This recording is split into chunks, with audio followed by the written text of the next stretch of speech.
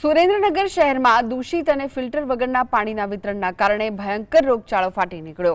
શહેરમાં ઝાડા ઉલટીના, કોલેરા, તાવ, શરદી, ઉધરસ અને મેલેરિયાના કેસોમાં અચાનક મોટો વધારો થયો છે। પરિસ્થિતિ એટલી ગંભીર થઈ ગઈ છે કે રજાના દિવસે પણ સિવિલ હોસ્પિટલ બહાર દર્દીઓની કલાકો સુધી લાંબી લાઈનો જોવા મળે છે। માત્ર ગણતરીના કલાકોમાં જ સિવિલ હોસ્પિટલની ઓપીડીમાં 500થી વધુ દર્દીઓ નોંધાતા તંત્ર દોડતું થયું। કટોકટી જેવી સ્થિતિને પહોંચી વળવા માટે તાત્કાલિક ધોરણે રજા પર ગયેલા તમામ ડોક્ટરોને પણ ફરજ પર પાછા બોલાવી લેવાયા છે અને દર્દીઓની સઘન સારવાર શરૂ કરાઈ છે। શહેરીજનોને શુદ્ધ પાણી પૂરું પાડવામાં નિષ્ફળ રહેલા વહીવટી તંત્ર સામે હવે સ્થાનિક લોકોમાં ભારે આક્રોશ જોવા મળ્યો છે।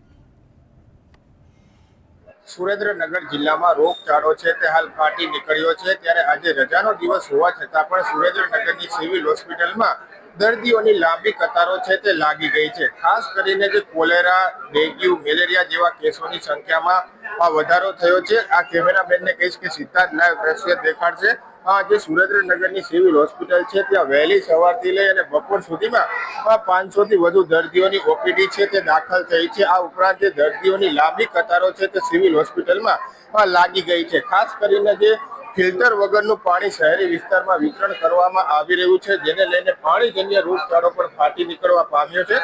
આ ઉપરાંત જે વરસાદના કારણે અને માવઠાના કારણે અનેક સોસાયટીઓમાં વરસાદના પાણી પણ ભરાયેલી હાલતમાં છે। શરદી, ઉધરસ, તાવ અને ડેન્ગ્યુ, મેલેરિયા અને કોલેરાના કેસો અને ઝાડા ઉલટીના કેસોની સંખ્યા સૌથી વધુ હોવાનું પણ સિવિલ હોસ્પિટલના ડોક્ટરો દ્વારા હાલ જણાવવામાં આવી રહ્યું છે। Fazal Chauhan, GSTV news, Surendranagar.